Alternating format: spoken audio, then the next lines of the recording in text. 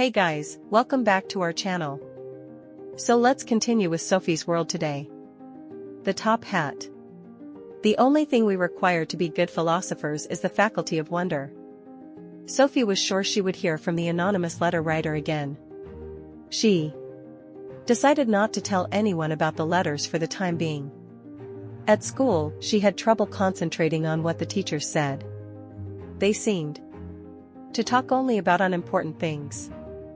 Why couldn't they talk about what a human being is, or about what the world is, and how it came into being? For the first time she began to feel that at school as well as everywhere else, people were only concerned with trivialities. There were major problems that needed to be solved. Did anybody have answers to these questions? Sophie felt that thinking about them was more important than memorizing irregular verbs. When the bell rang after the last class, she left the school so fast that Joanna had to run to catch up with her. After a while Joanna said, "Do you want to play cards this evening?" Sophie shrugged her shoulders. "I'm not that interested in card games anymore." Joanna looked surprised. "You're not? Let's play badminton then." Sophie stared down at the pavement, then up at her friend. "I don't think I'm that interested in badminton either." "You're kidding." Sophie noticed the touch of bitterness in Joanna's tone. "Do you mind telling me what's suddenly so important?" Sophie just shook her head. It's a secret." "Yuck. You're probably in love." The two girls walked on for a while without saying anything. When they got to the soccer field, Joanna said, "I'm going across the field." Across the field. It was the quickest way for Joanna, but she only went that way when she had to hurry home in time for visitors or a dental appointment. Sophie regretted having been mean to her. But what else could she have said? That she had suddenly become so engrossed in who she was and where the world came from that she had no time to play badminton? Would Joanna have understood? Why was it so difficult to be absorbed in the most vital and, in a way, the most natural of all questions? She felt her heart beating faster as she opened the mailbox. At first she found only a letter from the bank and some big brown envelopes for her mother. Darn. Sophie had been looking forward to getting another letter from the unknown sender. As she closed the gate behind her, she noticed her own name on one of the big envelopes. Turning it over, she saw written on the back, "Course in Philosophy. Handle with care." Sophie ran up the gravel path and flung her school bag onto the step, stuffing the other letters under the doormat. She ran around into the back garden and sought refuge in the den. This was the only place to open the big letter. Shuriken came jumping after her, but Sophie had to put up with that. She knew the cat would not give her away. Inside the envelope there were 3 typewritten pages held together with a paper clip. Sophie began to read. "What is philosophy?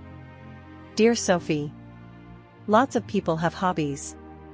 Some people collect old coins or foreign stamps, some do needlework, others spend most of their spare time on a particular sport. A lot of people enjoy reading. But reading tastes differ widely. Some people only read newspapers or comics, some like reading novels, while others prefer books on astronomy, wildlife, or technological discoveries. If I happen to be interested in horses or precious stones, I cannot expect everyone else to share my enthusiasm. If I watch all the sports programs on TV with great pleasure, I must put up with the fact that other people find sports boring. Is there nothing that interests us all? Is there nothing that concerns everyone, no matter who they are or where they live in the world? Yes, dear Sophie, there are questions that certainly should interest everyone. They are precisely the questions this course is about. What is the most important thing in life? If we ask someone living on the edge of starvation, the answer is food. If we ask someone dying of cold, the answer is warmth. If we put the same question to someone who feels lonely, And isolated, the answer will probably be the company of other people. But when these basic needs have been satisfied, will there still be something that everybody needs? Philosophers think so. They believe that man cannot live by bread alone. Of course, everyone needs food. And everyone needs love and care. But there is something else, apart from that, which everyone needs, and that is to figure out who we are and why we are here. Being interested in why we are here is not a casual interest like collecting stamps.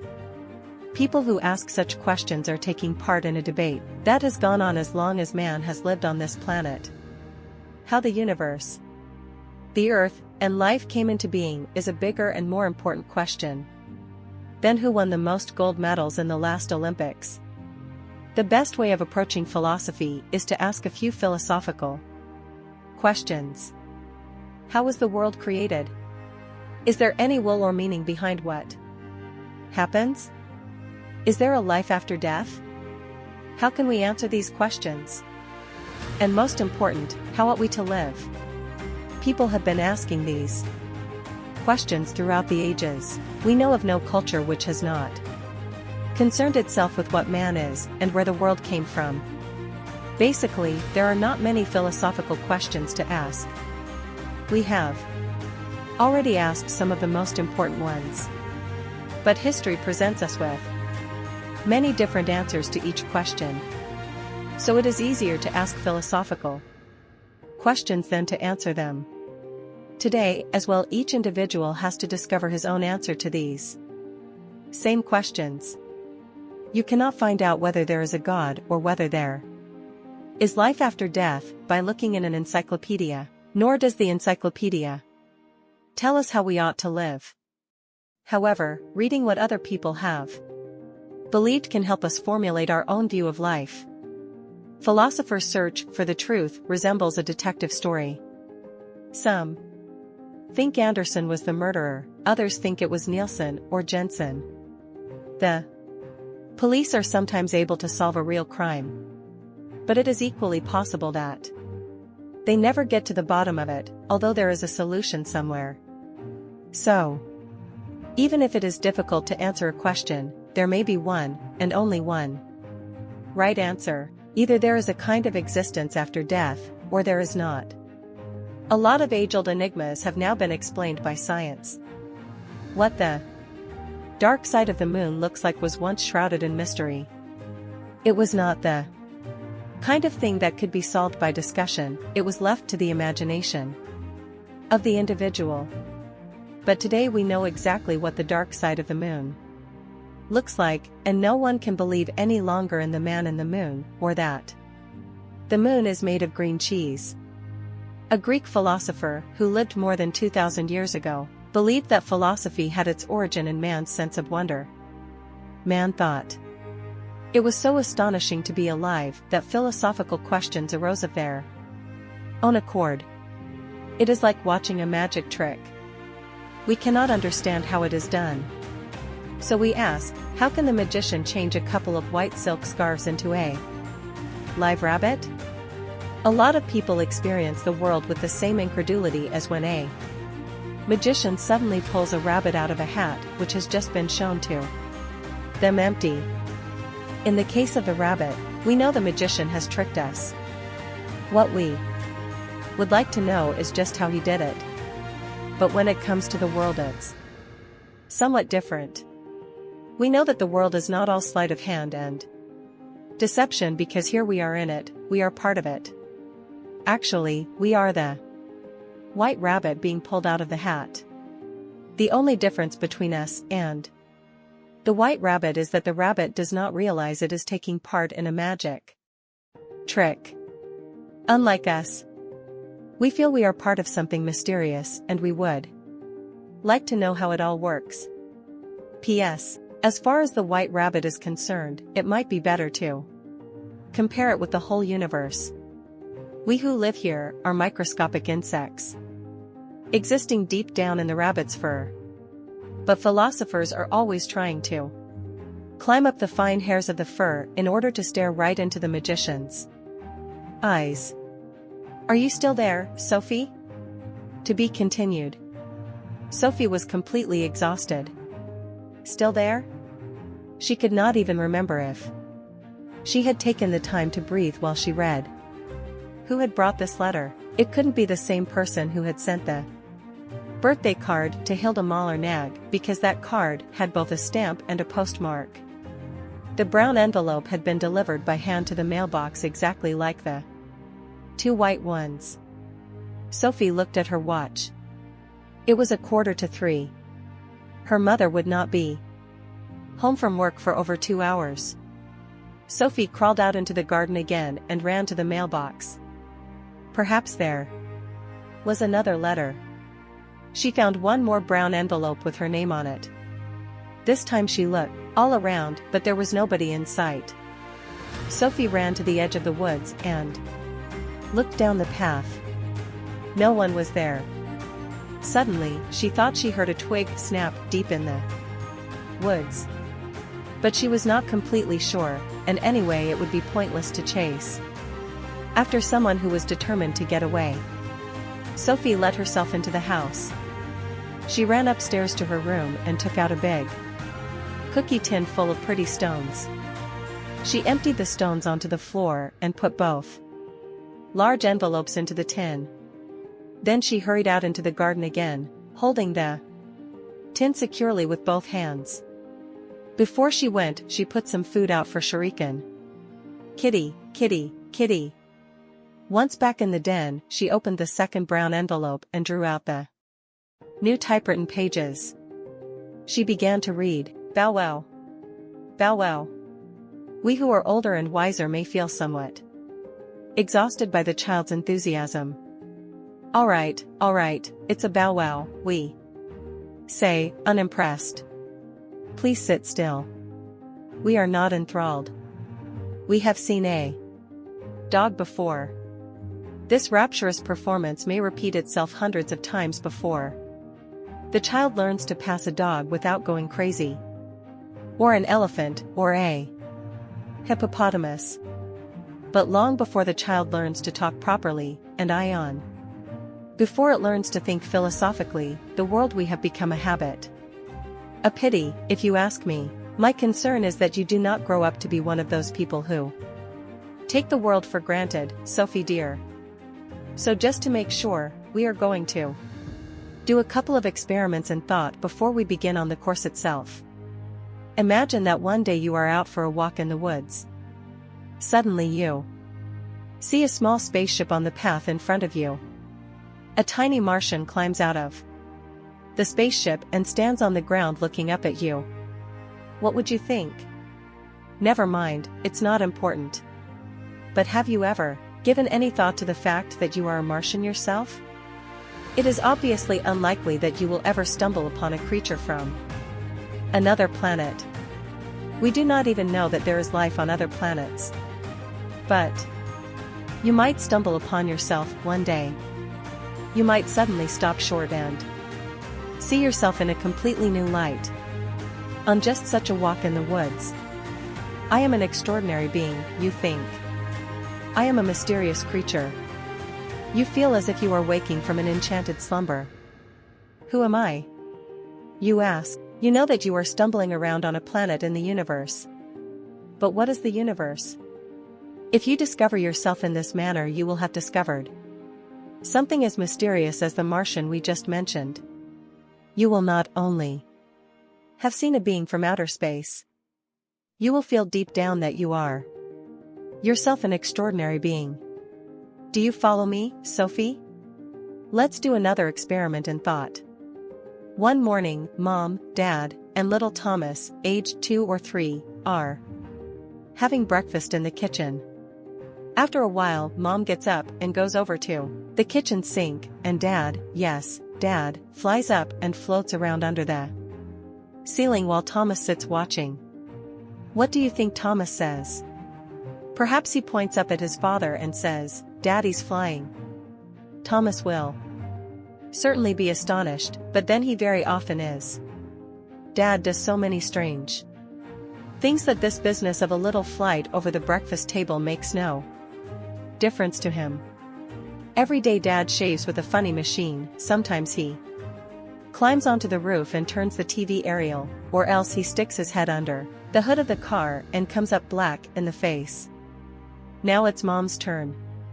She hears what Thomas says and turns around abruptly. How do you think she reacts to the sight of Dad floating nonchalantly over the kitchen table? She drops the jam jar on the floor and screams with fright. She may even need medical attention once Dad has returned respectably to his chair. He should have learned better table manners by now. Why do you think Thomas and his mother react so differently? It all has to do with habit. Note this. Mom has learned that people cannot fly. Thomas has not. He still isn't certain what you can and cannot do in this world. But what about the world itself, Sophie? Do you think it can do what it does? The world is also floating in space. Sadly, it is not only the force of gravity we get used to as we grow up. The world itself becomes a habit in no time at all. It seems as if in the process of growing up, we lose the ability to wonder about the world. And in doing so, we lose something central, something philosophers try to restore. 4. Somewhere inside ourselves, something tells us that life is a huge mystery.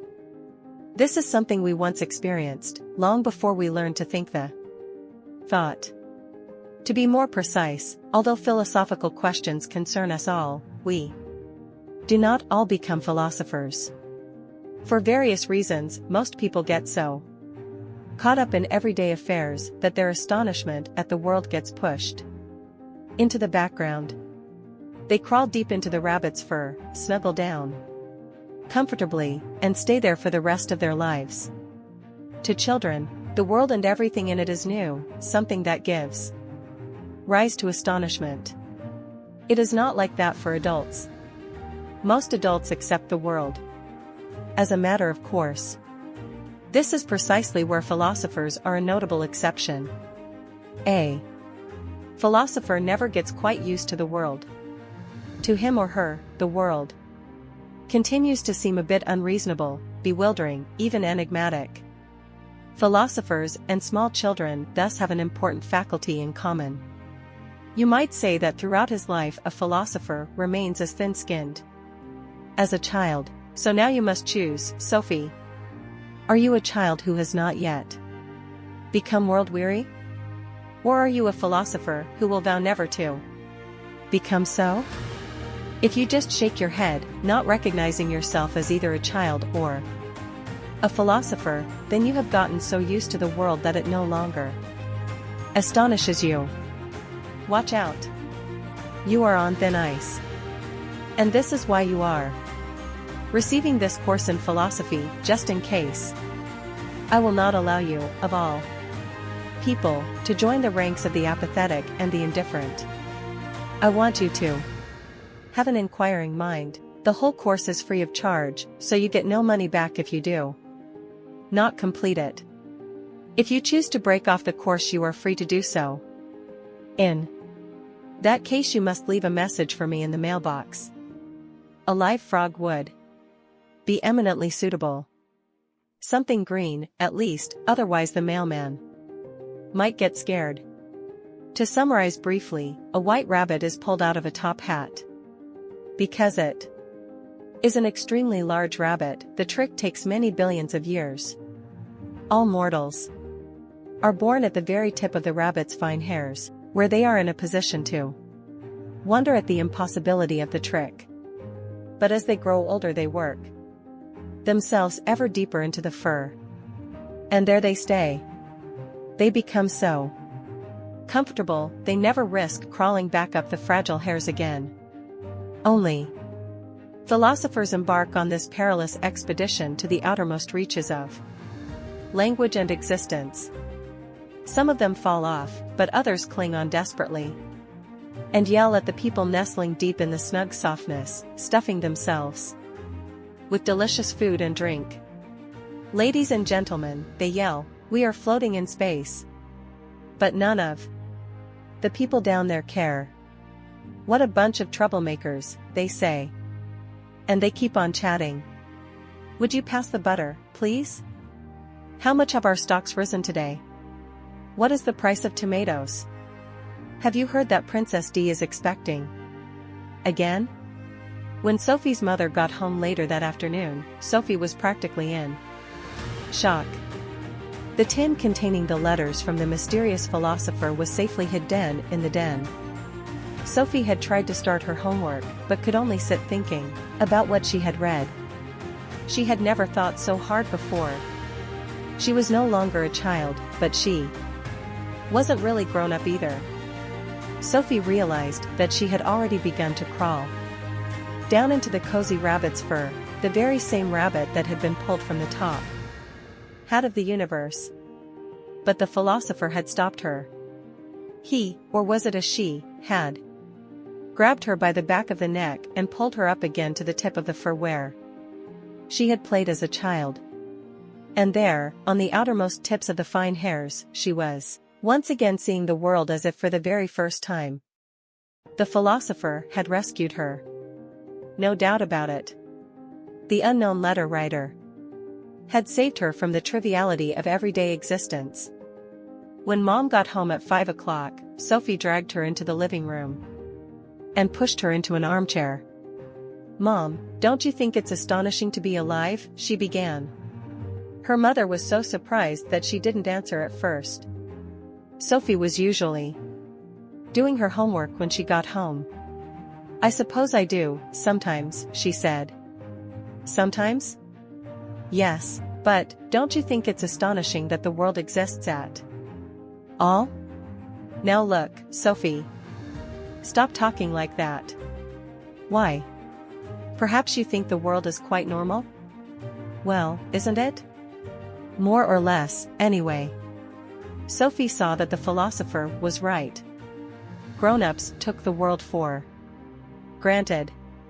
They had let themselves be lulled into the enchanted sleep of their humdrum existence once and for all. You've just grown so used to the world that nothing surprises you anymore. What on earth are you talking about? I'm talking about you getting so used to everything. Totally dim, in other words. I will not be spoken to like that, Sophie. Alright, I'll put it another way. You've made yourself comfortable, deep down, in the fur of a white rabbit that is being pulled out of the universe's top hat right now. And in a minute, you'll put the potatoes on. Then you'll read the paper, and after half an hour's nap, you'll watch the news on TV. An anxious expression came over her mother's face. She did indeed go into the kitchen and put the potatoes on. After a while she came back into the living room, and this time it was she who pushed Sophie into an armchair.